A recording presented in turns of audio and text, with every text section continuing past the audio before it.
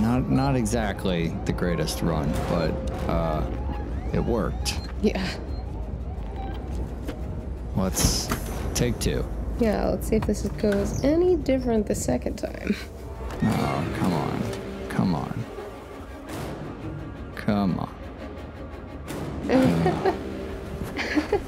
So slow.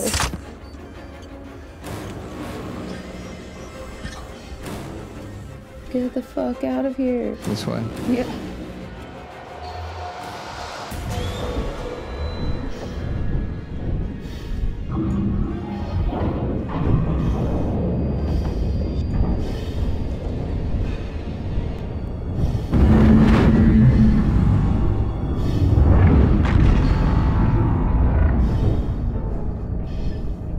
Starting to think maybe I'm walking with a limp. It's a strange Dutch angle thing going on here. I'm not sure it makes sense outside the station, does it? Yeah, I think it's you. Kind of like Left 4 Dead, you know, when you're like hobbling along and your leg is totally broken. Oh, I don't remember that. No, I'm thinking of, I keep referencing Call of Cthulhu. It's... There you go. Yeah. Nice peaceful spacewalk. Mm-hmm. I really like that this game's import a lot of storytelling through gameplay. Mm-hmm. I feel like this is one of those scenes that in a lot of other games would just be a cutscene. I don't feel like we've gotten many cutscenes at all. Yeah, that's true. Or We had like a couple in the beginning, but almost none. But also the difference between cutscenes and gameplay is pretty seamless. Yeah, right. A good example is climbing that ladder and then like falling. Falling, sure, okay. Yeah, I guess that's, you know, you could technically call that a cutscene, sure. Well, all your deaths, if you're gonna call that a cutscene, all your deaths could be cutscenes, you know? They are, aren't they? Yeah. Yeah, we're really kind of blurring that line.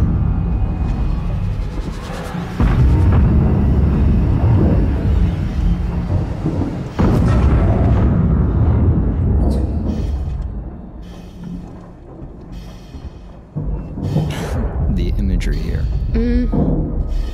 Let me just ascend this ladder. I feel like we're on a roller coaster. Well, that too. Oh, I like yours better. I like yours better. All right, ladies and gentlemen, put your hands up. No, let's not do that. Ladies and gentlemen, if you could grip your flamethrower ever so slightly, I guess that wouldn't help us much out here. Oh no, this looks like where things... I'm here, Verlaine. There should be 2 priming mechanisms to unlock the manual release. I see them.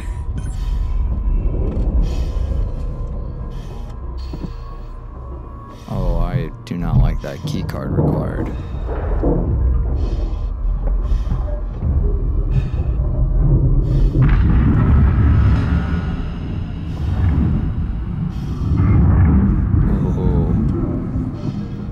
Yeah.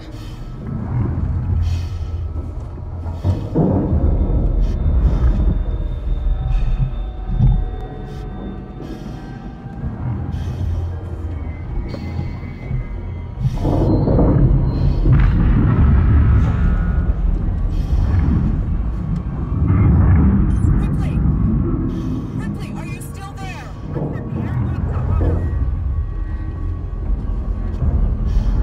Do it. Nice. Read with your fingers. Mm-hmm.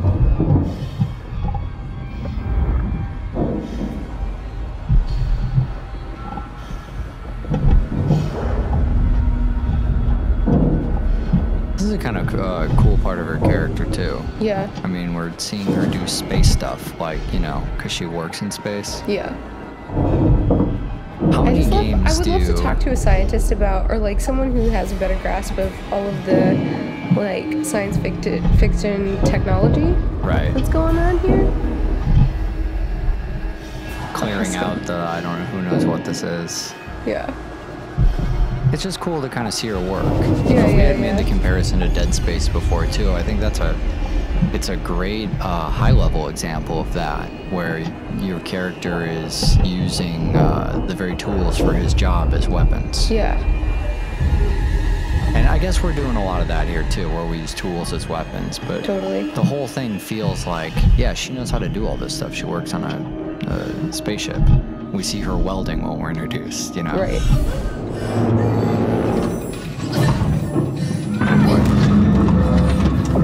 Continues a lot of that blue-collar dynamic too. You should not be out here. Or you. Fuck. What?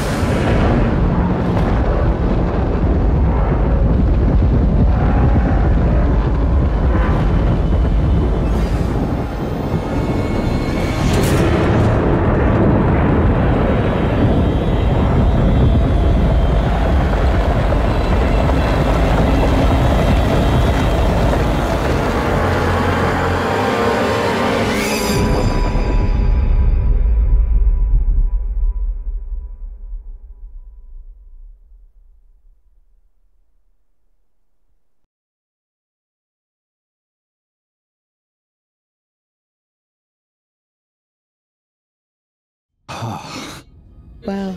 Verlaine, I'm on my way up to the bridge. Oh, listen to that music again. Sounds like our... Wow, did they give the same music for the ship? Is that the Torn's music? I don't know. It's been a while since I've heard that.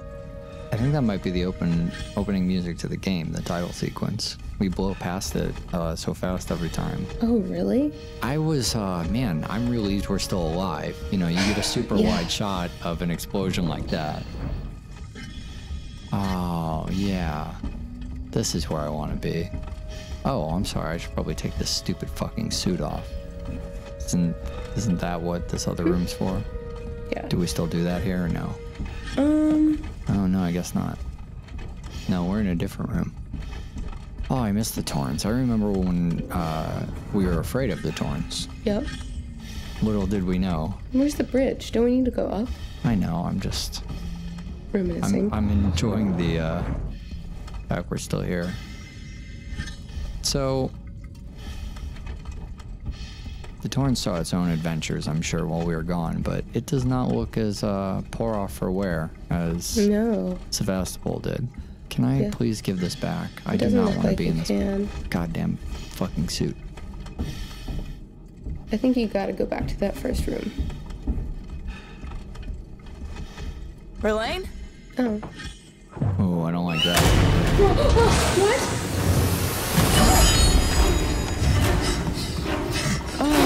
No. What?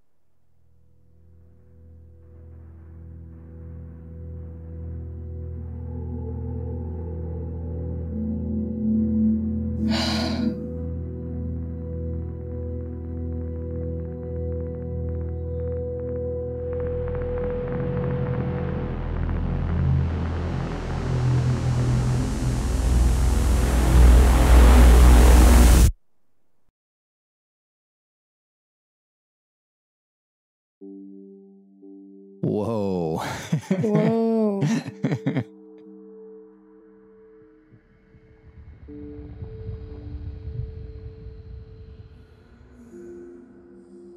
Well, that could have been a lot more grim had it not been for the light immediately at the end. Yeah. What are you thinking right now? What the fuck? I'm gonna move this microphone over here. Oh my god, dude. Move this. How? Oh, that was really unexpected. The implication that I get immediately is that, all right, so we've ejected ourselves into space, and and somebody finds us, right? I mean, that's the light, I think. Maybe. Ambiguous ending. Yeah. You know, whatever. I'm not sure how I thought that was gonna end. Right. I guess, like, I was just expecting, you know, like, you go and someone's like, yay, and they give you a hug, and then there's, like, right? cake. I don't know why we thought that of this game, but I did too. I don't know. It totally makes sense why they didn't have you take off your spacesuit then. Yeah, right. Right. And immediately I was like, fuck, we did something wrong. Like, what happened? Sure. You know, we went the wrong way. Like, was this one of many the endings? good ending or the bad ending? Yeah, your classic. Yeah. Totally. I don't think so. I think this was definitely the intention. Yeah, right. The funny thing for me is when I went to go see Gravity in the theaters, that was what I wanted Gravity to be. Oh, really? And I, for some reason, thought that movie was going to be like an abstract, like, character study as that astronaut, like, runs out of oxygen. Right. And that's kind of, I mean, this was like... I don't know why you're giving away perfectly good movie ideas. I know. Well, but look, I mean, Alien kind of went there, which is really cool. Sure, totally. Yeah. Obviously, you got the martyr thing. You kind of have, like, the parallel between Ripley Sr. Yeah, right. and Amanda, so that's cool. Well, it's also a neater way to fit Amanda in the continuity, I think, without completely... You sort of leave the option to involve her more. Yep. Or to go, well, everybody who had any connection to her was eaten and she was sucked into space. And, you know, that's a part of this we haven't talked much about since the beginning, but trying to put in more of this story of her daughter, just create a new piece of Alien canon out of nothing. And how to do that without... You do it in a couple ways. The Alien movies started to go, well, the story continues. Right. And this sort of says there was a lost story, or there's a piece of the story far removed from the usual thing. I thought that was a killer ending. Yeah. I mean, literally. Well done. Yeah, reminded me a lot of, you know, we had that moment of kind of pushing the alien out, you know, with the trap and everything, and that echoed the first movie a lot, but the ending of this, I think, kind of returns to that place too. Although it's almost the inverse when you think about it. You know, to spoil the ending of Alien, if you haven't seen it, is Sigourney pushing the alien out of the ship. Right. Basically smashing a button and sucking the alien out, which is kind of what the alien does to Amanda at the end of the game. Yeah. I mean, we still elect to hit the button. Yeah, but there's no other choice, really. Yeah, but it's... I mean, it's like... It's funny, the alien is sort of... It's gonna, pilot the ship now and fly away back to its... You know what I mean? I don't know. No, it's... so cool. Oh, look, Sigourney Weaver. Hi. Hey, Sigourney. Oh, here we go. Ian Holm. Oh, for the likeness. I mean, it also is, like... fucking infuriating that you, like, I know. You go to this other ship and then I know it's totally screwed. So you turn around and then you find another ship. By the way, we are in deep space. Yeah, it's like difficult. Well, it's so cool for Amanda's character though, because so little of it. When you have a game with a female protagonist, you use the word empowerment a lot. I mean, that's just what all games are. You know. A sort of empowerment. You know, there's a power dynamic to games just as what games exist for, right? They're empowering the user. But you hear that a lot with people who talk about female-led games. That Tomb Raider is an empowerment game, and, you know, all of these games. We could go in quite the rat hole about Tomb Raider and, like, feminism as it relates to Tomb Raider. But to look at this for characters more than empowerment, I feel like this wasn't about slam the button and kill the alien and triumph and put your crown on and you are the supreme. You know, right. Well, there was no victory. I mean, it was really just like what had to be done. It was totally base, you know? Every time you didn't die was your victory. Right. But it's like, I mean, there's a lot that's heroic in what she did because, you know, you could try and survive or whatever, but the alien would still be on the ship. Like, she obviously made the smartest decision, but it was the only decision. Right, you know, like, it's like ending on this minor note, which is, I think, super appropriate to the story and to the tone of, like, all of the Alien movies that we've seen so far. And another thing that we haven't talked about actually is adding new canon through video games. Right. Which is like pretty... Why we're here today doing this? Well, yeah, that, but it's also a risky move. A game has to do it really, really well. Right. For it to be considered, like, accepted into the family. Yeah. You know? Yeah, we talked about a lot of the things in this game that were risky is certainly a word I would use. But, you know, you had mentioned right away people are complaining about the saves, and that was very controversial. Some people love it, some hate it. We mentioned the action sequences, which now that this is done, I don't ever feel like the game got too actiony. No, I mean, that was like, no. Everything felt totally perfect to me. So I think, yeah, it took a lot of risks, and normally when you say something like that, you want to say, you know, it's an experiment, some pay off, some don't. I don't have anything bad to say about this game. No, I think it's an amazing experience. I do too, but I also kind of want to point out too, like, I don't think the save points are like that contentious actually. Yeah, neither do I. It's pretty common for like most games of this vein. Well, imagine this game. Go back and think about this game if you could save at any point. Right. I mean, it's just not the same. But that's true with all horror games. The thing that I think this does that's really different, to tie in a couple themes that you were talking about, is one, we have a female protagonist, and that doesn't matter a bit. No, not really. And that's something that's actually really cool because I read this cool article about comedy and about simplicity in comedy the other day, and it was saying, it was talking about how the default is male, right? Because it's a simpler joke. Sure. So if I say like a guy walks into a bar, it's different than a woman walks into a bar, and it's so much loaded baggage when you have a woman walking into a bar. But I'm just saying, like, male is the default gender in a lot of things, like movies and TV and art and video games, especially video games. And the fact that, you know, they've decided to follow in the legacy of the original Alien series by having a female protagonist, but then also like not referencing that as something special was super cool. Like, yeah, she's an engineer and doing really technical things, and like that there's no reason to like point that out as anything out of the ordinary. Well, I also think by setting it, you know, in the future, it distances itself enough that you don't even have to deal with this sort of thing. Say you set the game today, the fact no one even mentions that she's a woman would almost be a little off, almost a little unrealistic, right? I mean, think about, we meet the sketchy guy in the beginning, right? Kind of a sleazeball guy, doesn't like the other humans, we're following him around the ship. Yeah. He doesn't say one thing about like, you know, hey Toots, this is a man ship. You know what I mean? Yeah. Because we're hundreds of years in the future. That's we're interesting. kind of past it. It's accepted that women work on spaceships. Yeah, you know, totally. But I think we managed to get a lot of things that may fall under the umbrella of empowerment without just having her pick up a machine gun and plow through things. It doesn't have to be connected to, you know, it's just about her survival.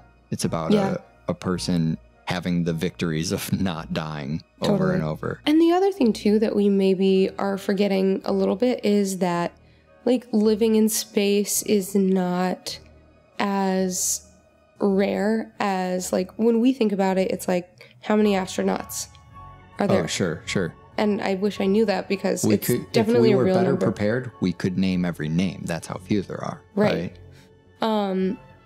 But now, like, people live their lives there. They're born there. Maybe they were never even on a planet. Like, Sure. That's cool. What do you think going back through the game was the biggest surprise you had from before you knew anything about it? Do you mean like about the gameplay or about the story? As we went through there, if there's one moment that you think, now there were a lot of moments that are, oh fuck, kind of moments. The nest.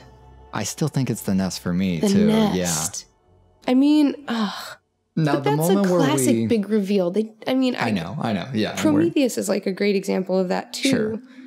For the Alien series anyway. The Matthew Broderick Godzilla does the same. I mean, this is it's an established sci-fi kind of staple. What was the term you were using the other day about horror symbols? Iconography. Yeah, but wasn't there a specific word? Oh, I don't know. Maybe. Anyway, yeah, it's like all the eggs. Sure. In the weird goo is like... Yeah, right. You know. Well, but when you think about... I feel like Alien reserves that. And a credit to James Cameron's Aliens, the sequel, which I just completely all the time brush under the rug and make fun of as, you know, the second best one. Or at least not as good as the first. I don't even know that I'd necessarily say it's the second best, but it's the one that establishes the icon of, oh my God, there's tons of them. Right. And you just pointed out that maybe one of the best parts or the biggest what the fuck parts to this one, which I agree with. I think that, and also the moment, you know, early on when we're still creeping through the ship and we walk into the trap room and the alien has us fucking dead to rights and then the explosion happens. Yeah. Even though I had seen that, I think it's in the actual opening to the game when you just leave it running or whatever, some kind of trailer or something. It was still, I went, oh fuck, that's it, we're dead. I don't know why, but it's still, it's one of those moments. I think some of the best moments are not even the plot ones, but the ones where you can't go 45 minutes in, this will happen. Things like the alien in the vents. Yeah. Which we fucked with in our heads 20 times before it actually happened. We were like, we're safe in here. And actually that happened a bunch of times. We would go into a place and be like, oh, we're safe. Not this room. Yeah, this isn't going to be one of those. This one's okay. We tried to like meta outthink the game constantly. Oh, and it has to be aware of that, right? Well, right. And that's, I think, the thing that like you're talking about the save points and like what makes the mechanics of this game different. That's what makes the mechanics of this game special, in my opinion. Like a lot of games are set around pacing and really predictable, like mini boss, you know, regular boss, side challenge, like whatever. This, even we were questioning, like what, just a few hours ago, like, is this the end? Yeah, sure. Are we, when is it? Yeah, what's the end game? Yeah. Are there levels? How far through it are we, right? It doesn't ever feel like I've like leveled up or accomplished something different objectives, but they're not, it's not okay. We've closed that bit. And you never celebrate any of them. It's not like, here's a power star. Well, because it gets worse and worse until you get flung out of ship, right? Yeah, it's a crazy thing. Yeah. No, but to have the greatest moments be the ones that aren't the greatest, even kind of plot-ish moments or reveals or whatever, aren't necessarily things that happen tied immediately to the story or the narrative. They're things that are, for a game that you described as a little bit more linear than a lot of these open world games, you couldn't tell your friend, wait till you get to this part of the game. No, it's the AI. It's like, it's just that unpredictable. Some people may never see some of these. Right. If you play better than we do, you would have missed a lot of the death. Well, and the big question for me is like, did anybody else experience like running into multiple aliens at one time? Right. That was super unsettling for me to the point where I felt like it was a mistake. Yeah, I felt the same way. Every time it happened. Yeah, where you kind of went, is this a glitch? Is this what's happening here? But it only happened after we knew there were several. Right, and that's a good point too. Yeah. I don't know what How do you feel about the multiple aliens now that we've... Well, obviously really mad, just in general. Sure.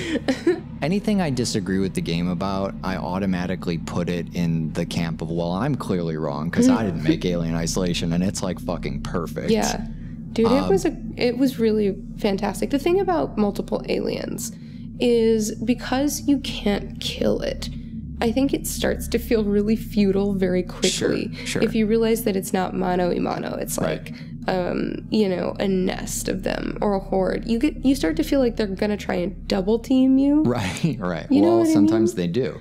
Well, yeah, and maybe that was chance, maybe not. Like, you get the moment at towards the end with the three that kind of come over you as you're waiting to hit the well, obviously that's button. intentional, but that's a cutscene. Yeah. That's different than like the weird combination of scripted and non-scripted 2 alien thing that we ran into, like when we were making our way back up after we had fallen, you know, or that time when we had to actually fight 2 aliens. Yeah. With the flamethrowers. Sure. Much more than that, and I would be like, okay. Yeah, right. Well, I think, you know, the futility part of it, it's really interesting because I don't know if you remember, so I've been editing these now and putting them up. So I've seen a lot more of this footage than you have recently. But early in the game, when we first started encountering the alien, I think, Actually, no, it was right after a moment I know you'll remember, which is actually one of my favorite moments, where we were trying to figure out to go left or right, and I was just ignoring your directions. Yes, and the fire, and the big I walked explosion. into the fireball, which actually may be my favorite fucking thing from the whole, certainly from the whole Let's Play. I do remember that. Yeah, I love that. But shortly after that, we kind of get out, and it's been one of the longer, tense, prolonged tense moments.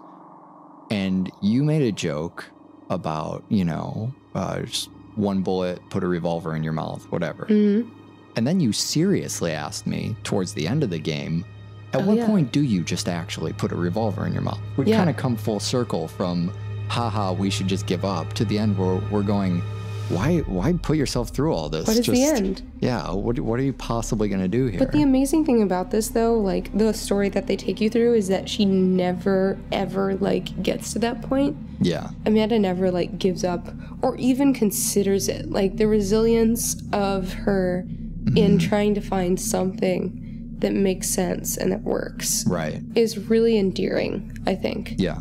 And like, that's true, of course, in all the Alien movies. Sure. Everybody, like, in the face of this Lovecraftian, like, epic creature, everyone's still just, like, resourceful. And that, I think, really resonates with people because it's kind of how we describe humanity. Like, we use tools and we find a way. Well, what better could you ask for in a hero figure than somebody who is, I mean, I want to say incredibly relatable. We both have kind of engineering backgrounds, so I know we're sympathetic to that. But just as a person who isn't wearing a cape and toting a machine gun. Yeah. I mean, this is a person who just does their job. And when something fucking horrendous happens, she's not prepared to deal with aliens. Nobody's prepared for that. Yeah. She just gives everything her best, and she still tries to save all the people around her, even when you and I are going, don't find a trauma kit for that guy. He's clearly going to fuck you over. I was like, take that trauma kit yourself. She's not naive. She's still, there's really great moments on the headset where she's just kind of going, yeah, blah, blah, stop talking. I'm trying to find your trauma kit. Just get out of here. She's kind of annoyed by the guy, but still trying to help him. All of those character interactions are great. And towards the end especially, I really feel the suffering more and more, I think, with each character when they go out. When we lose our legal liaison, I'm a little sad. I know you said Samuel's before that. You and I were kind of in the same place where I think I was more sympathetic than you were, but didn't really. Okay, but watching Samuel's him die, like, actually, we started getting into more and more situations where we were meant to feel bad for those people, right? Watching Samuel's, like, try to save everyone and fail, and then us fail in saving him, and then watching that woman with Morrow? I don't remember. The woman who was, like, trying to shut off the generator, and she did it, and then she died. Yeah. And then also Ricardo. Ricardo was one of the worst, because he was new, and I was just going, well, maybe here's a person. The other characters we fought through so much to get to what was inevitably their demise.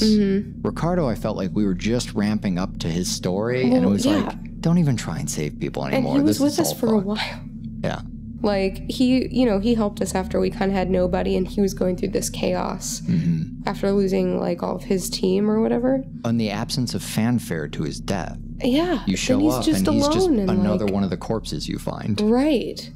Just another person who succumbed to that. Yeah. All right, what do you think about maybe at some point in the future, there's wonderful DLC for this?